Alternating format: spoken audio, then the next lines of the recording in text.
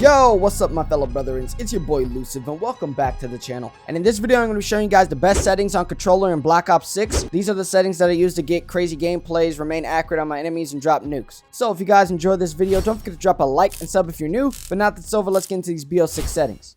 The first thing we're going to do is start in controller. I'm running tactical. Of course, tactical is just the best, because it has the best versatile movement, since you're allowed to tap on the analog and slide in any direction rather than have to take your finger off the analog and hit B. It's just the best because you're going to be relying on slide the majority of your fights because of omni movement. So tactical is just the best overall, but you guys can run whatever you like, but I recommend tactical. For horizontal and vertical, I run a 1.8. For both of them, honestly, this just makes it to where I'm able to remain accurate on my enemy because it's slow enough to remain accurate, but not too slow to where I can't turn around and shoot someone that's shooting me in my back, or slow to where I can't keep up with the movement speed of my opponent. So I feel like 1.8 is a solid spot. I wouldn't recommend going anything below 1.5. I did actually run a 2.3 at one point, but that's when I was using a sniper, but I forgot to change the settings, so I was using it on my ARs and SMGs as well, and it actually felt really good as well. So in my opinion, I wouldn't recommend going anything below a 1.5 and anything above like a 2.7. And I wouldn't recommend going even to a 2.7 unless you're using a sniper, because you know you want to have that fast speeds of the snipers for the flick shots so you can instantly kill someone rather than, you know, having a slow movement and getting killed. But I just ran 1.8 on both of them because I felt like it was a good sweet spot. But usually you'd want your vertical slower than your horizontal, but the same speeds wouldn't be too bad. For controller vibrations, you want off. It doesn't do anything for you. It makes you less accurate. It kills your controller faster. It's just no point. Dead zones, honestly, just go as low as you can before getting stick drift. For the left stick, I have 90. This just makes it to where you get to your max speeds faster, but honestly, you can leave it at 99. Left trigger, right trigger, both 0. You want your gun to instantly react the moment you tap down on your trigger. For aiming, you want to go to aiming advanced settings. Then you want to check out your aiming sensitivity transition. Honestly, you can go instant or gradual. Instant just makes it to where you instantly aim down rather than having a gradual. Gradual is kind of like a slower pace. Honestly, either one would be fine. I actually did run gradual, but I kind of didn't really like it that much. I couldn't get used to it, so I swapped back to instant. This just makes it to where you can instantly aim down immediately rather than having a pace in between hip fire to ADS speed like gradual. But either one would be fine. Just depends on which one you like best. For the aiming response curve type, I run dynamic. This just makes it to where the controller picks up micro movements, which will allow me to remain more accurate. But if you guys are less accurate players, you probably want to stay on standard and rely more on target assist. But if you guys want to get better or get better with the micro movements, then just go dynamic, and you're just gonna have to adjust. I like dynamic because it allows me to remain on target if someone's like strafing, due to the micro movement slightly tapping. For the aim response slope scale, I just run a 0.90. It just feels the best to me. This just makes it to where it doesn't pick up as strong, but you can leave it at 1.0. It's not that much of a difference. For the custom per zooms, I run a 0.9. I usually run anywhere between a 0.75 to a 0.9, even sometimes a 0.7. I definitely wouldn't recommend going below a 0.7, but anywhere between 0.7 to 0.9 I feel like are the best. This just makes it to where your ADS speed's a lot slower when it comes to moving, so you can remain accurate. My ADS speed multiplier for the 2 times and 3 times, I remain it at 1.0, and for everything else I went to 1.3 because when I was testing out snipers, all of them are different, honestly. I thought the high zoom would be for all snipers, but I think for the example like the frost line, I think it was relying on the 0.6 to 0.7, or it was the 0.8 to 0.9. It was one of those, and I didn't realize why my sniper's ADS speed still felt so damn slow, even though my high zoom was on 1.8 while these were at 1.0. All the snipers have different zoom types, so that's why I just made it to where everything 0.4 and above was just at 1.3, so I wouldn't have to worry about the sensitivity change due to different scopes on snipers. For sprinting assist, I run tactical sprinting assist. Helps out. Sprinting assist delay, turn it off. This just makes it to where the game will instantly pick up the sprint. Helps out a lot. I didn't touch any of this. Mantle assist I have off because sometimes I just got tired of automatically climbing up things when I didn't want to climb. Crouch assist off. Corner slicing I turned off. This just makes it to where my gun doesn't turn sometimes when I didn't want it to, because sometimes when I slid at someone and I was close to a wall, it would make my gun turn and would just throw off my sight entirely and get me killed. But if you guys like corner slicing, you can keep it on.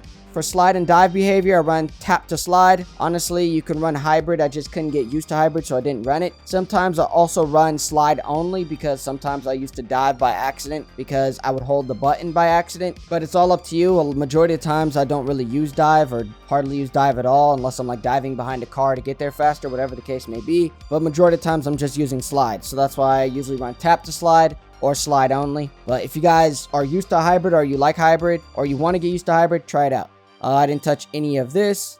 Advanced movement settings. Tactical sprinting activation, I have tap to run. Sprinting door bash, of course you want on. You want to run through the door rather than running into the door. And for vehicle advanced settings, I didn't touch this at all. On to combat, I didn't touch any of this. Armor plate behavior, apply all. This just makes it to where you apply all your armor plates on if you're in Warzone rather than one by one. But if you guys want it one by one, then just go to apply one. Combat advanced settings, I didn't touch any of this. The interaction / reload behavior, you would actually want to add this to your favorites list. This will change if you're playing on Warzone and multiplayer. So if you're in Warzone, you want to run prioritize interact. But if you're in multiplayer, you want to run tap to reload or prioritize reload. This just makes it to where reloading is more important than interacting with, I don't know, a door or destroying field upgrades or whatever the case may be. Reloading is definitely your top priority when it comes to multiplayer. But when it comes to Warzone, you want prioritize interact because you're going to constantly be picking up stuff off the floor or opening chests. And that's the end of the controller settings. Now onto the graphics, I run 1440 120 Hz. I play on the Xbox Series X, so I don't have all those advanced graphic settings. Onto the quality, of course, you want all the blurs off. Depth of field is just another form of blur when you're aiming down sight. You want off. For the fidelity, I have on, of course. I have it at 70. You can go higher. This just makes it to where the game's a little bit sharper, which will allow you to see your opponents a little bit better due to the sharpness. I think 70 is a solid spot, but you can go higher. For the view, my FOV, I run at 108. Perfect spot. I wouldn't recommend going anything below 100, and I really wouldn't recommend going anything above 108.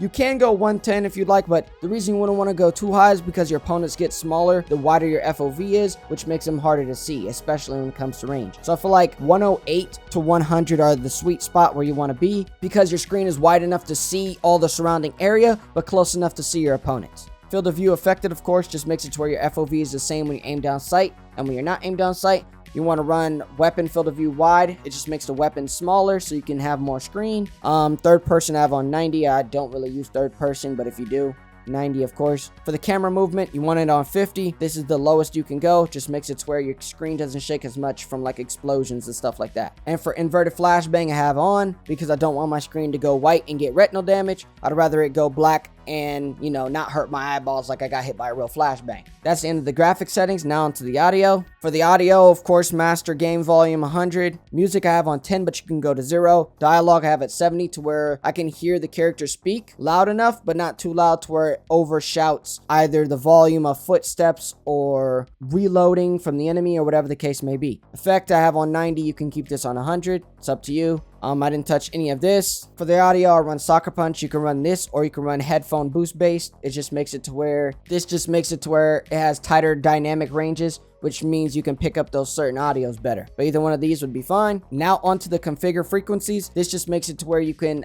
specifically change audios, whether they're high pitch or low pitch. I literally have the same thing for both the right and the left. Makes it to where you can pick up certain audios better. And I just feel like these are around the best settings, definitely for footsteps. I have reduced tinnitus sound on. Just makes it to where the flashbangs and stuff aren't as strong when it comes to the audio cues. And the hit markers I have on classic, but it doesn't really matter. Voice chat, I didn't touch any of this. Voice chat output, you're going to want this on speakers if you guys are content creators and you want to pick up people's voices in your Elgato. Because if it's on a headset, you're not going to pick it up unless you change specific settings in your console. But you don't have to do all that. You can just go in here and change it to speakers if you want to pick up people's voices in your Elgato. But if you guys don't want to pick up voices, go to headset. And that's the end of the audio settings. On to the interface, I didn't touch any of this. Besides the server latency and packet loss, I want to know when I'm lagging. Now onto readability, I didn't touch any of this. Color customizations, of course. Change it to whatever you'd like. I just felt like this was the best because I'm able to see my teammates bright and easy. I can see my enemies bright and easy because it's pink. You could definitely pick that up in like dark areas. And I have contest on red because it's completely different from every other color and it's extremely bright. So I'll know when someone's contesting. But honestly, you can run whatever color you guys feel like stands out the most to you. Color filter I have on 2. I have it on both and I didn't touch any of this, both at 100. Now onto Game Hub. For the multiplayer hub, you can change it to whatever. I just have it on standard because it's the best to me. But but you guys can invert it, change it in any way you'd like. For visuals, of course, you want your minimap on square. Gives you more minimap so you can see more. I have the compass on minimap, but you guys can change this to the top of the screen like it was in Modern Warfare 2019. Minimap rotation you can have on or off, it's up to you. The scale of the minimap I have on 120. This just makes it to where the minimap's bigger so I can actually see rather than having to squint my eyes or get closer to my screen to see it. I wouldn't recommend going anything below 100, which I think the normal is 100, and I wouldn't recommend going anything above like 140 because now the minimap starts getting too damn big and it just looks weird. But you guys can do whatever you like. I feel like 120 is just the best spot when it comes to the minimap size. For the minimap, I run 90, just makes it to where it's a little bit more transparent, just in case like an enemy's behind the minimap, I can still somewhat see them behind it rather than it being completely solid and they're out of my view entirely. I feel like 90 is a solid spot, but you also can drop down to about like 70. I don't think I would go anything below 70. It's just up to you. But I feel like 90 was just a solid spot. And for the rest, I didn't touch any of this stuff. Now back into the game hub. For the crosshair, I run static. This just makes it to where the crosshair doesn't move, especially after jumping. If you guys ever jumped, you guys would notice your sight would move and then recenter. It doesn't do that on static, just allows you to remain more accurate. This is how your crosshair will react with normal crosshair rather than static. As you guys can see, the crosshair moves every time you jump and then it has to recenter.